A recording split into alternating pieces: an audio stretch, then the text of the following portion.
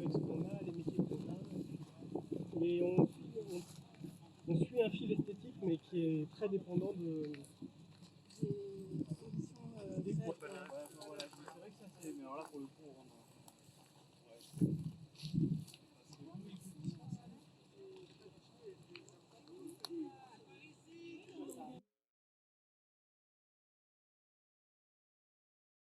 Il y a trois données qui sont intéressantes à regarder quand on aborde un projet tel que celui-là, qui est quand même d'une ampleur assez singulière. C'est un grand projet industriel et d'une échelle encore méconnue aujourd'hui en France dans le secteur des énergies renouvelables. Et souvent ce type de projet semble précisément centré sur des questions de portage industriel et de grande économie, alors qu'il y a intérêt à rouvrir ces questions-là précisément parce qu'on est dans un processus de débat porté par la PDP. Il y a la question du portage. La question du portage, elle peut être publique, elle peut être privée, elle peut être coopérative. Et avant d'imaginer une échelle de projet, il est intéressant de savoir quel collectif va faire vivre ce projet-là.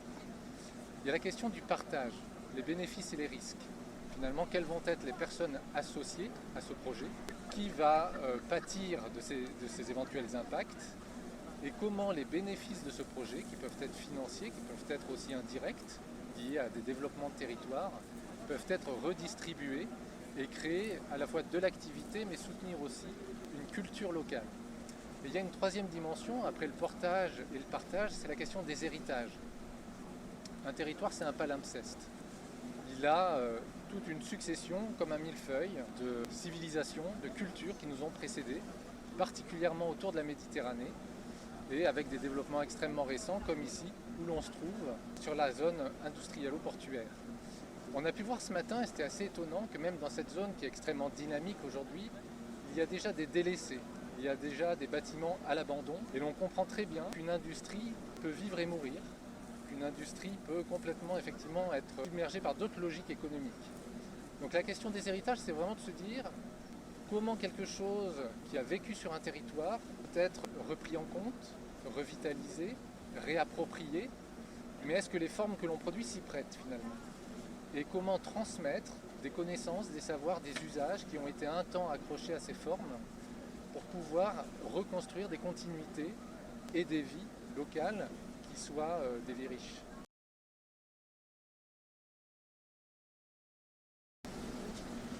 Pour des questions souvent stratégiques et économiques, on conçoit ces projets de transition sur des temporalités extrêmement courtes, avec l'idée qu'il y a une urgence à agir contre le réchauffement climatique, mais qu'il y a aussi des enjeux de compétitivité qui nous obligent, pour des industries françaises par exemple, à se positionner à l'international et à faire valoir un savoir-faire de développement industriel.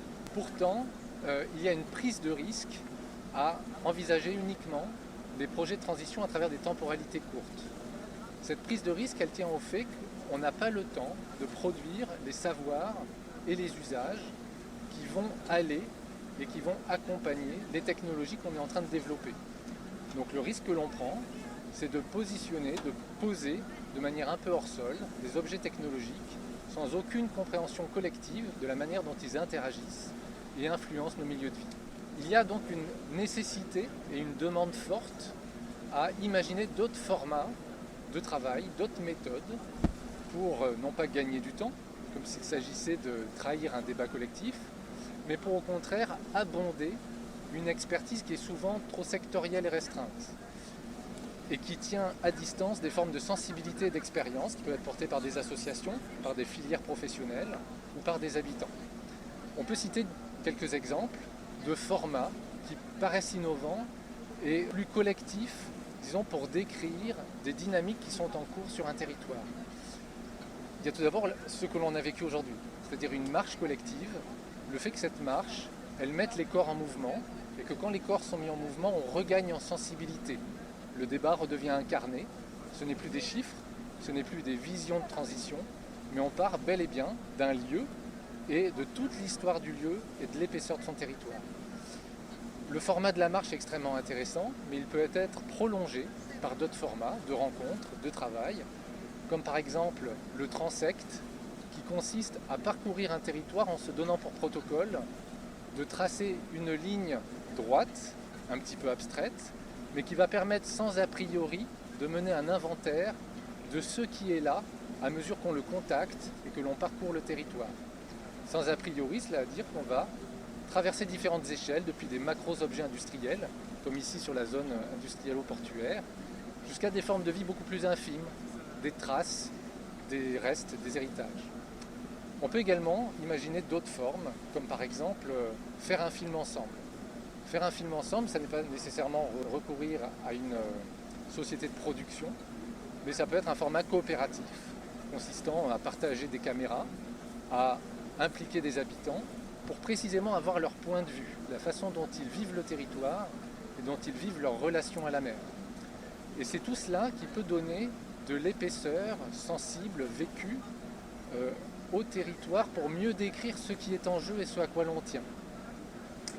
Alors on peut penser que souvent cette question du sensible est très poétique, qu'elle est très finalement en dehors des enjeux stratégiques. Il y a beaucoup de recherches en sciences sociales qui montrent que quand on est sur des objets technologiques nouveaux et quand on est dans des contextes de grande mutation, comme le contexte aujourd'hui de l'anthropocène, cela remet tout le monde au travail, y compris des administrations et y compris des formes d'expertise qui n'ont plus les catégories faites, héritées, pour instruire les projets et les questions qu'elles ont sous leurs yeux. Et il y a une nécessité de repartir du terrain. Il y a une nécessité de refaire des collectifs d'enquêtrices et d'enquêteurs pour savoir vraiment de quoi l'on parle et à quoi l'on tient.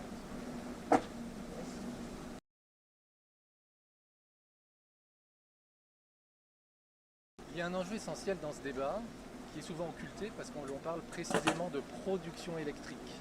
C'est celui de la sobriété. Il est essentiel parce qu'il est premier et que c'est la première question que l'on a à résoudre quand on parle de transition. La sobriété, on l'aborde souvent d'un point de vue de comptabilité. On parle de comptabilité carbone pour mesurer notre empreinte en termes d'émissions CO2 ou encore de comptabilité électrique si l'on suit nos consommations domestiques. Ce n'est pourtant pas la seule façon d'envisager la question de la sobriété. Et surtout, il y a d'autres façons qui consistent à ne pas passer par un registre trop intellectuel et mesuré qui permet de raccrocher ces questions-là. Ces questions peuvent être posées sous l'angle de l'expérience sensible, voire sensorielle, c'est-à-dire de ce qui nous raccroche à des lieux et à des énergies qui sont là. Il peut être intéressant ici de faire une distinction entre deux notions, la notion d'énergie et la notion de force. La notion d'énergie est finalement une invention assez récente qui correspond à un moment d'histoire des sciences où différentes communautés sur le mouvement et la chaleur se sont regroupées autour d'un concept fédérateur.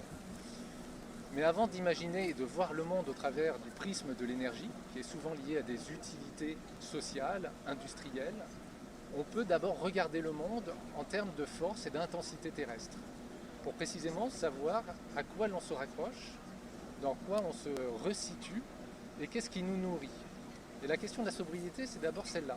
C'est-à-dire plutôt que de faire la comptabilité de ce que l'on doit faire en moins, c'est plutôt de se poser la question extrêmement expérientielle, concrète, corporelle, de savoir ce qui nous nourrit et ce dont on a besoin.